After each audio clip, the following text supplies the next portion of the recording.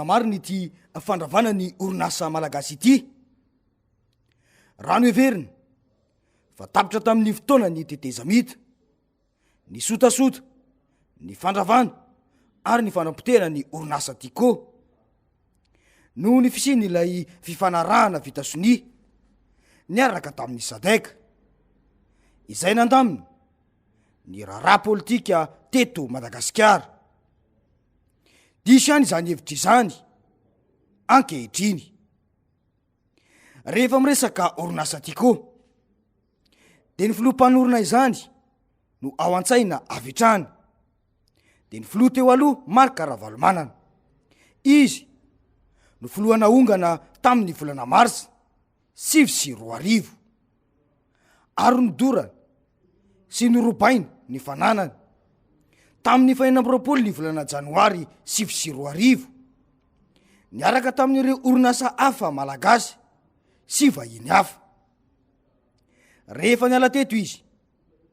dia nitoy ny fandrobana ny fananany tany amin'ireo magro rehetra sy ny entana toy ny vary, menaka,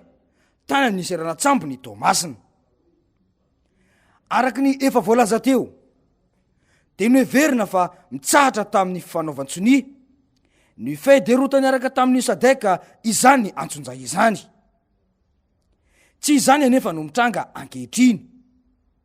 Raha mandinika ireo zava-nisy rehetra nanomboka tamin'ny fihibohany isika.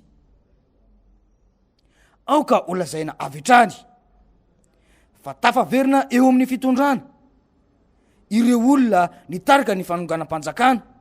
tamin'izany fotoana izany. To mitranga indray na mitohy mihitsy ny fanampotena ny orinasa natsanga ny filoha Marc Ravalomanana. Mipetraka ny fanontaniana hoe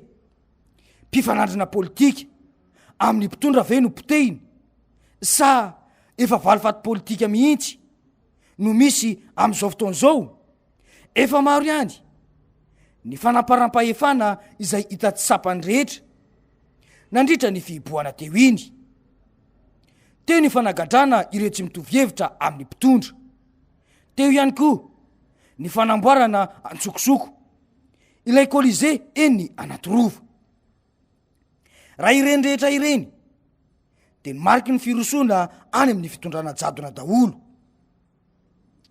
Mbola ao anatin'ny fihibohana isika ary betsaka ireo malagasy no very asa fivelomana vokatry ny ady atao amin'ny coronavirus. Ao anatin'izany rehetra izany dia nandray fanampahan-kevitra ny mpitondra fanjakana nanakatona ny orinasa AAA. Mihevitra mantsy izy ireo fa ny tiko no mbola mitantana an'io orinasa io. Izao no tenin'ny filoha Marc Ravalomanana. Mieritreritra fa zany anatin'ilay AAA dia dinareo dolo mba hafa olona firy ronono 4 litra tantsaha firy no tena mijaly amindreo. Za ninona za tsy miteny an'ireny satria tsy afangariko mihitsy ny zay le capacité-ny olona afaka miaino sy mijery ary manana an'ilay honnêteté intellectuelle tsy mampifangaro an'izany. Hoe dia misy fiantraikany, tsy isy fiantraikany amin'ny fiainako na kely ary na kely ary fa le olona mpiasa ao, le olona mivelona le sakafo hoanin'le olona dia nakany amin'ny Nations Unies ndresaka tamin'ireo tany New York fa iny zatra mitrangany aminao any. Zay hoa le respect fifanajana izay zavatra fanarahana atao anatin'ilay feuille de route taloha. Hoe io feuille de route fa mivadika lalàna ary efa lalàna io ambony constitution ary voaratifie ary nisy olona nitsangana voavolombelona natsangana ny décret milaza fa hoe ho averina amiko dolo ny fananana. Lisy tsy naverina fa na ny eo ara na ny sécurité ara na ny tomobile ara na ny trano ara tsy nomena dia verina tsy afaka iaina mbola miaina be noho izy ary amin'ny fotoana izao. Mazava tsara izany fa tsy izy no mitantana izany orinasa izany ary ny fanjakana mihevitra fa potika ny orinasa dia anginy izy amin'ny mahafilohan'ny mpanohitra azy. Raha izay no tanjon'ny mpitondra amin'ny fanaovana politika dia politika manimba ny mpiasa malagasy sy ireo tantsaha mivelona amin'izany orinasa izany no atao eto amintsika amin'izao fahantrana lalina mahazo ny malagasy izao sy ireo fahaverezanasa marobe izao ve de mbola izany no politika everiny mpitondra fa mampandroso firenena na de efa tapitra aza ilay 5 andro izay voalaza fa ikatona ny orinasa AAA de mbola tsy misokatra izy atramin'izao inona no antony mba ho fanatanterana ny tondrozotra na ny feuille de route de niverina nitaka izany ireo rehetra izay voalaza fa victime tamin'ireny crise politika ireny tonga teny amin'ny CFM ihany koa ireo tompony andraikitra tao amin'ny orinasa Tico nanatitra ireo antota taratasy mirakitra ireo favoazany orinasa ka mitakondra tokony alohan'ny fanjakana araky ny voalaza ny feuille de route toy izao no fanazavana nataony metra Antra Razafy Manantsoa tamin'izany fanaterana ny dossier izany tsy vitany hoe mitakitrosa ny fanjakana mitaky hoe misy impôt voalosa sisa fa ny tena devoirany dia manao réparation ndreo olona victime tamin'ny 2009 reo tsy mitaky fotsiny zany fa misy devoir ar obligation voalaza anaty feuille de route nanomboka tamin'ny 2009 nanomboka tamin'ny accord zay natoka ny feuille de route dia izay zavatra zay no oetinety reto zany ny document à l'appui oetina zany hoe manampy ny fanapetraka tamin'ny FFM fa hoanareo ihany koa izy ampahafantarinareo zany hoe reto nge zavatra misy hatreto aloha zany dia misy zavatra natao na expertise tamin'ny cabinet ara-dalàna tena hoe cabinet d'expertise maro natao tamin'ny zavatra simba mpitena sy ny zavatra rehetra natao tamin'ny groupe Tico de fampalalana an'izay zany ary fitakiana an'izay zo zay amin'ny tandrifiny misy anareo sy ny zavatra tokony ataonareo ny zavatra tsara fantarina fotsiny hoe mampafalalana anareo fotsiny ankehitr'io dia misy ny fitakiana vola etra fotsiny no resahana amin'ny groupe Tico ny zavatra misy groupe Tico 2009 ka hatramitsika miteny zao dia efa nikatony nihidy tsy nanao any activité zony fa nisy mpandraraha malagasy ny AAA zay samy hafa amin'ny Tico mihitsy no nandray ny activité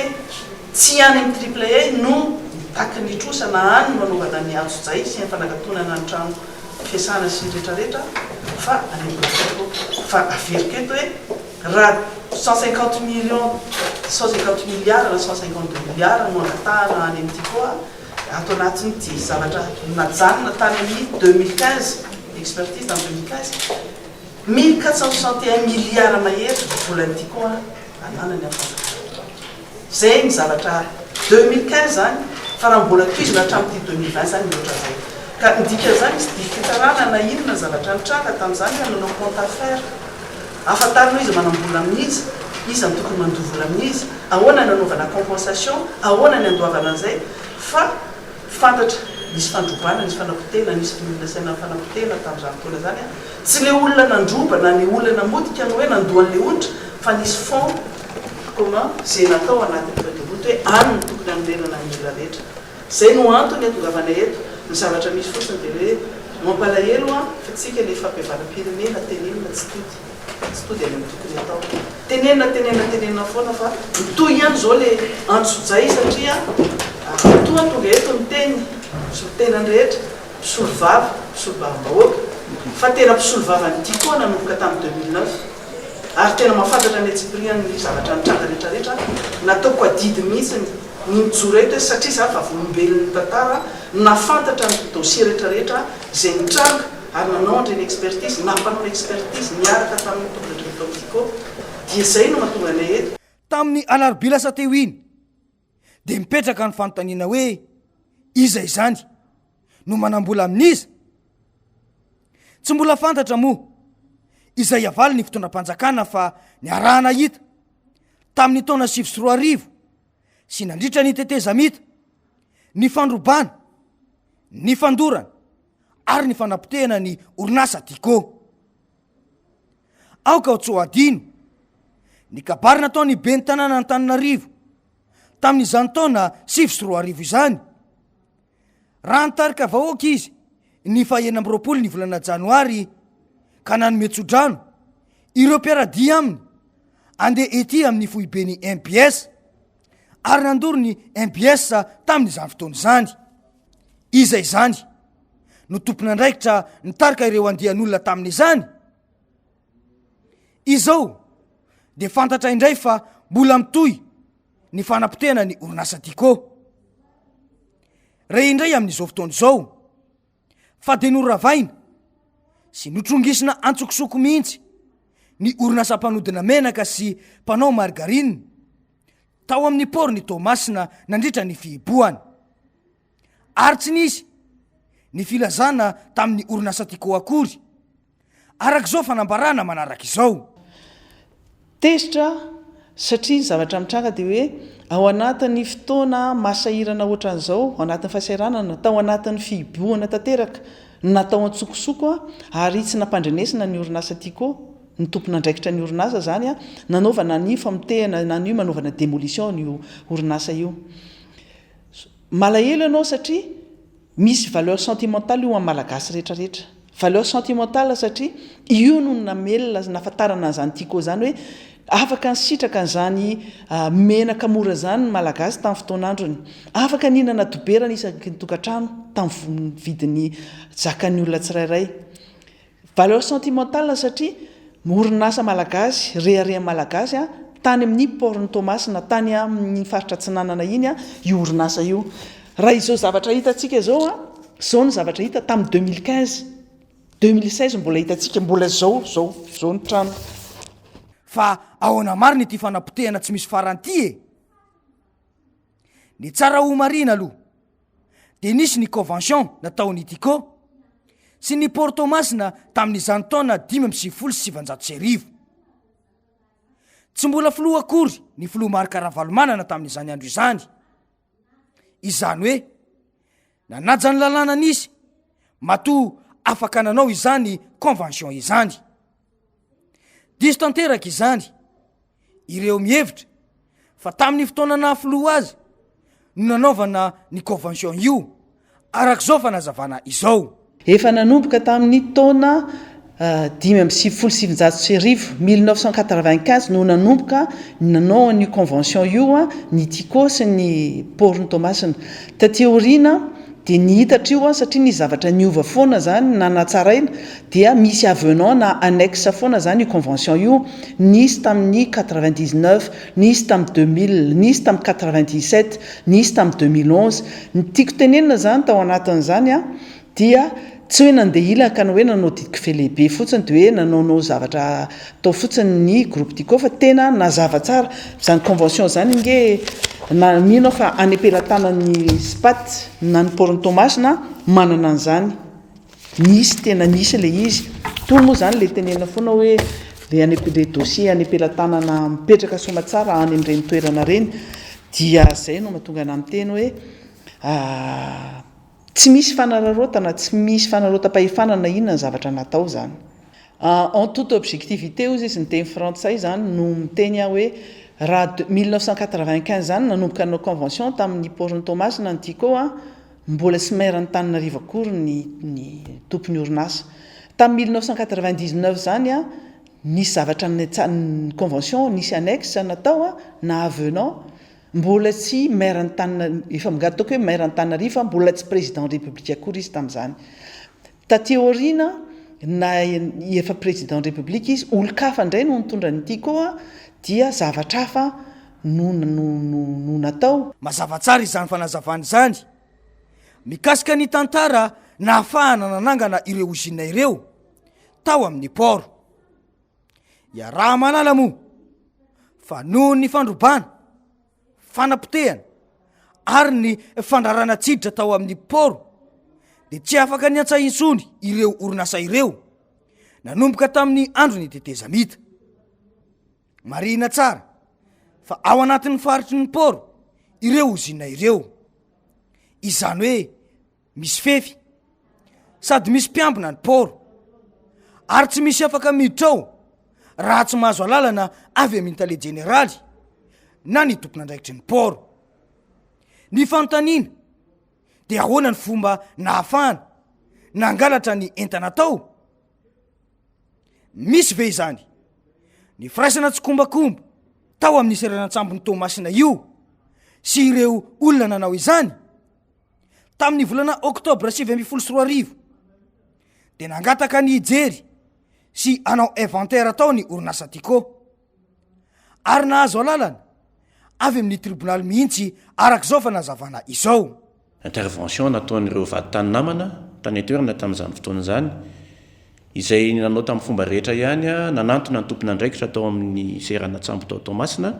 mba hanao fitsirihana kanefa dia nosakanana ireo vaditany namanareo zany tamin'izany fotoana zany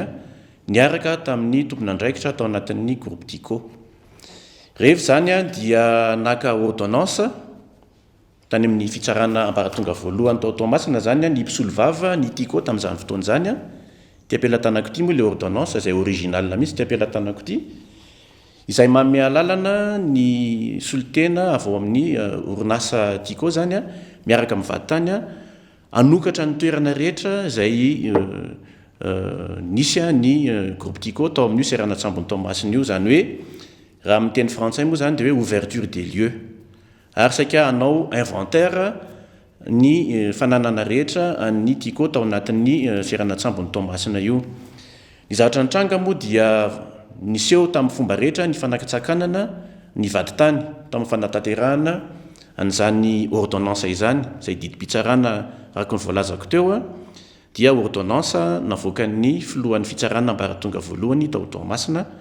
miaraka amin'ny ataontsika hoe grosse ka zany zavatra zany dia veriko fa tsy mifanaraka amin'ny lalàna misy kosa satria tony ordonnance tony dia natao ho tanterahana avetrany izy ity kanefa moa dia tsy vita izany fa dia ny tompona andraikitra isan-karazany tao amin'ny seranatsambo tao Tomasina dia somary nandrirarira ny vaditany tamin'ny fanatanterahana zany didim-pitsarana zany ary dia ny afara mihitsy aza tamin'ny fandavana kitsirano ny fanatanterahana an'izany didim-pitsarana izany. Rehefa tsy afaka niditra tao moa zany izay tsy hoe tsy afaka fa tena misakanana mihitsy zany izay vaditany tsy navela niditra tao anatin'io seranantsambony Tomasina io indrindrindra fa tao amin'ny toerana izay nisy ny groupe Tico dia tsy fantatra mihitsy zany zay zavatra nitranga hoe nakaiza daholo zany ireo fitaovana rehetra ireo na le machine rehetra zay fananan'ny groupe Tico tao anatin'ny seranantsambony Tomasina. Ny zavatra hita lavitra fotsiny dia mbola tazanay maso teo kosa ireo ataontsika infrastructure na ireo trano lehibe zany izay nisy ny groupe Tico tao anatin'ny seranantsambony Tomasina. Ny fitaovana rehetra dia tsy hita kosa satria tsy navela mihitsy ary nosakanana izay tsy navela niditra tany anatin'ny toerana nisy ny groupe Tico tao amin'ny seranantsambony Tomasina. Mazava izany fa dia nosakanana mihitsy ny tompona andraikitra mba tsy hiditra ao amin'ny faritry ny poro izay misy ny orinasa. Tsy izay ihany fa mbola mijoro ireo usine na dia tsy hita aza ireo masinina izay mbola tao anatiny usine. Inona ary zany no anton'izao atsonjasy sy fandravana ny orinasa Tico izao? Noravaina sy notrongisina antsokosoko nandritra ny fihiboana ireo usine tao amin'ny port ny Tomasina ary izany dia tsy misy fampandrenesana ny orinasa Tico akory. Mariny ny orinasa no nanangana ireo usine tao ireo fa tsy foto-drafitrasan'ny port akory ireo satria usine miorina any amorontsiraka io usine io dia natao ahazaka rivotra mahery toy ireny cyclone matanjaka be ireny. Izany hoe ilaina fitaovana matanjaka be ny fandravana azy ka ny orinasa vahiny toy Nicolas ireny any no sa sy afaka mandrava orinasa toy izao. Raha orinasa malagasy ihany koa ve dia ho sa andrava ny orinasa najorony malagasy mitovy aminy? Ny milina rehetra sy izay entana sisa tavela tao dia tsy hita daholo satria tsy nolazaina ny orinasa arak'izao fanazavana manaraka izao. Amintsika miteny androany satria nisy fotoana nandefasana ina moa zany vaditany nijery ny zavatra voalazan'ny olona hoe misy famotehana be izay ataon'ny orinasa kolasy ao dia izao ny zavatra mitranga ao. Sanatria vava ohatran'ilay zavatra nitranga tany Liban iny ny fipotrany hoe ny zavatra mipoaka zany zao ny zavatra misy tsy rarina ary teny veriko fa tsy azo ekena intsony koa le fitaovana tao anatiny zavatra ohatra zao millions de dollars vidin'izao fitaovana zao nisy nefa fandrobana efa nisy ny famotehana sy nangalarana andreo fa mbola nisy zay tsy afaka mihitsy satria tena mafy be ireo zavatra reo tsy fantatra hoe natao aiza nangalarina iza nanafenina iza nanariana iza zao ny zavatra sisa misy ao zao ve de mbola azo eritreretanao hoe olona mieritreritra malagasy no mianao an'izao zavatra zao fa ny zavatra nataony ny orinasa tiako tany io kosa dia projet nisy fetraikany tany amin'ny vahoaka malagasy tany fanontaniana mipetraka zany de hoe potehiny io ravany io alalana vaizany nandravany io tompona andraikitra voalohany ao zany aloha dia ny porony Tomasina amin'ny alalany tale généraly zay mbola ho hita hoe inona ny zavatra azo engagena ny responsabilité satria rehefa mandrodana dia tsy maintsy misy permis de démolition ary zavatra ohatran'izao ary tokony anaovana appel d'offre mihitsiny satria zavatra tsy infrastructure kely fa ao anatin'ny porony Tomasina raha ohatra ka ny orinasa tiako no nanao anazy nanao démolition dia nangataka permis izy fa ny olo-kafa nanao anazy atsokosoko tao tsy nampafantatra ny tompony orinasa na ny orinasa dia zany zavatra zany afaka engagena responsabilité ny tompona andraikitra name ordre sy name alalana nefa ny mpiasan'ny tikora tsy avela miditra akory ny huissier irahan'ny tikora tsy avela miditra akory zany hoe ny olona manao an'le zavatra ratsy avela miditra fa ny olona mitady ny famarinana sakanana marina mihitsy fa misy convention nisy fifanarahana zay nataony groupe Tico na Tico tamin'ny porony Tomasina zany amafisina indray fa tamin'izao androny amehana ara-pahasalamana sy ny fihiboana izao izany fandravana izany no nitranga mbola misy lalàna mifehy azy ve ny firenena sa tsy misy intsony firenena anjakany dididradona ve ny firenena sa ahoana no fananany orinasa tsy miankina dia sainy mpitondra no nandrava azy sao dia ho avy indray ianareo mpitondra ka ilaza fa tsy voaloha ara-dalàna ny fifanarahana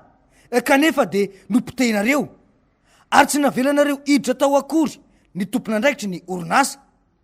mba nahafahany nanao ny inventaire ary namelo indray ny orinasa efa fantatra mantsy fa izay foana ny fomba entinareo manamaritena amin'ny fanampotehana ataonareo efa hitantsika izany atsonjay izany amin'izao fotoana izao ary atao amin'ny MBS sy ny orinasa AAA azo lazaina fa dia fanampotehana tsotra zao no atao satria izay angamba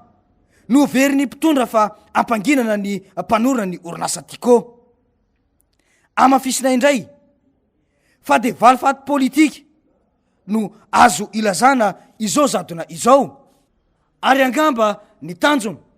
dia ny fikasana aminona tanteraka izany orinasa malagasy Tico izany tsara ho marina ihany koa fa izao fandravana tanteraka ny usine izao dia tsy tafiditra akory tao amin'ireo dossier izay natery ny tompona andraikitra teny amin'ny CFM tamin'ny alarobia teo satria vao mandeha amin'izao fotoana izao ireo fandravana ireo ny orinasa dia tsy nahazo didy avy amin'ny tribonaly mikasika ny fananany tao amin'ny seranantsambony Tomasina hatramin'izao koa nahoana no ravaina tsy misy fampilazana akory io ozinina io izao dia mbola mana-porofo indray fa tena manjaka ny faramparampahefana ataony mpitondra fanjakana amin'izao fotoana izao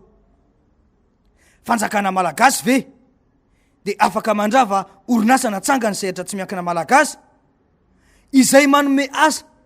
ny malagasy pray tandrazana aminy izao zava-mitranga izao dia porofo fa tsy misy fampandrosoana ny firenena ary vao maika aza fanampotehana orinasa malagasy no atao araky ny efa voalaza teto foana dia ny fihiboana no nahararaotina anaovana ny fanamparam-pahefana. Mbola ekena ihany ve izao? Raha toa ka mihevitra ianao fa leo politika noho izao zava-mitranga izao, de izay mihitsy ny tanjony sasany amin'izany ka afaka manao izay tiany atao izy ireo. Raha toa ka misy malagasy mihevitra fa tsy miantraika amin'izao zava-misy izao ka tsy tokony aneoneviny akory izy ireo, de mety ho diso ihany izany fomba fijery izany. Mety isy ihany mantsy malagasy hafa mbola mety hiaran'izao fanamparam-pahefana izao, ka mbola ilaiza ianao fa tsy miantra aminao ihany izany ka tsy misy mahataitra anao. Ny loza de rehefa tonga any aminao amin'izay ny mpanao jadona, vao tatra irery ianao satria tsy misy afaka anavitra anao intsony eo. Ny tiana olazaina de tsy raro ny intsony izao fanamparam-pahefana sy ny fanampotehana fananana malagasy atao ny fanjakana malagasy izao. Tsy fampandrosoana intsony no kasain'ny mpitondra fa ny famotehana malagasy ihany. Fa ahoana mariny?